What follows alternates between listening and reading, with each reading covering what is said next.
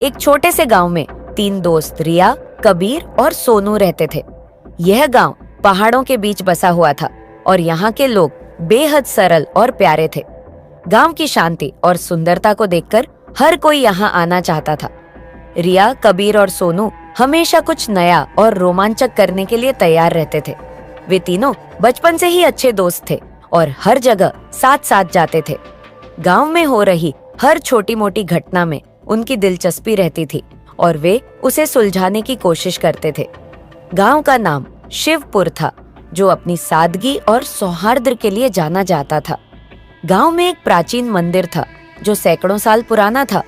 मंदिर के गर्भगृह में एक विशेष घंटी लटकी हुई थी जिसे शिवपुर की दिव्य घंटी कहा जाता था।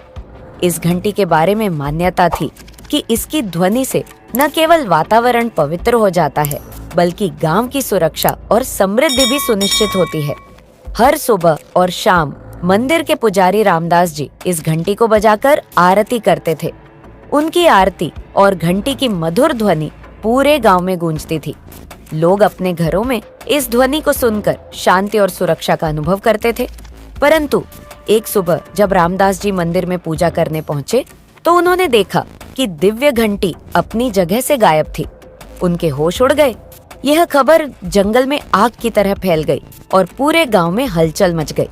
गांव के लोग घबराए हुए थे। दिव्य घंटी का गायब होना उनके लिए एक बड़ा आघात था।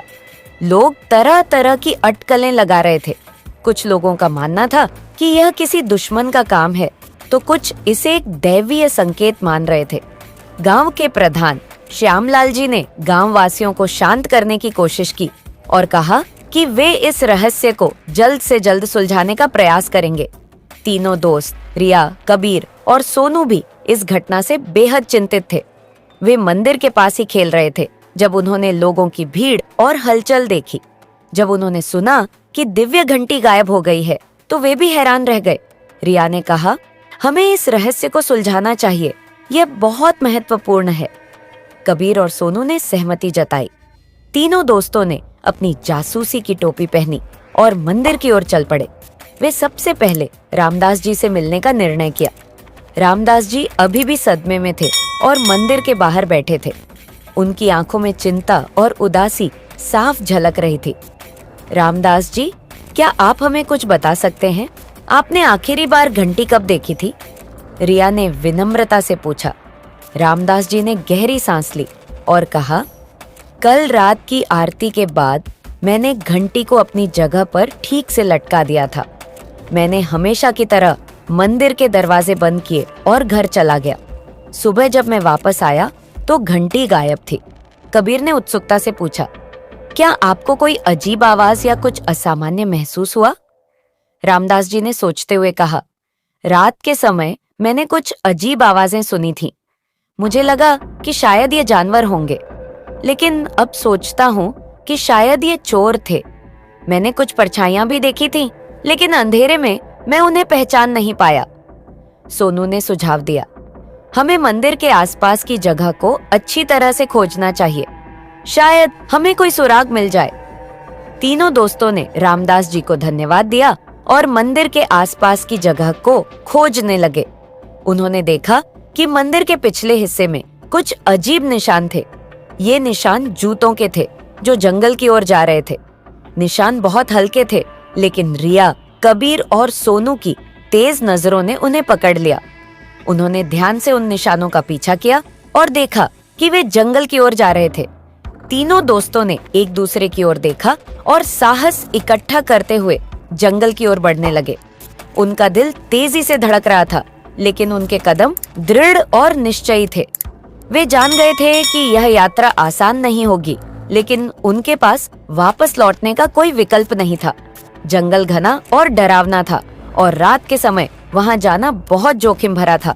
परंतु तीनों दोस्तों ने ठान लिया था कि वे इस रहस्य को सुलझाकर ही दम लेंगे। वे आगे बढ़ते गए, अपने हर कदम पर ध्यान देते हुए। उनके दिमाग में हजारों सवाल थे, लेकिन उनके दिल में एक ही उद्देश्य था, दिव्य घंटी को वापस लाना। जैसे जैसे वे जंगल में आगे बढ़ते गए, उनके सामने कई चुनौतियां आईं। उन्हें जंगल के जानवरों का सामना करना पड़ा, उन्हें डरावने आवाजों ने डराया, लेकिन उन्होंने हिम्मत नहीं हारी। रिया ने हौसला बढ़ाते हुए कहा, हम एक टीम हैं और हमें मिलकर इस रहस्य को सुलझाना है। कबीर और सोनू ने सहमति जताई और वे अपनी यात्रा जारी रखी।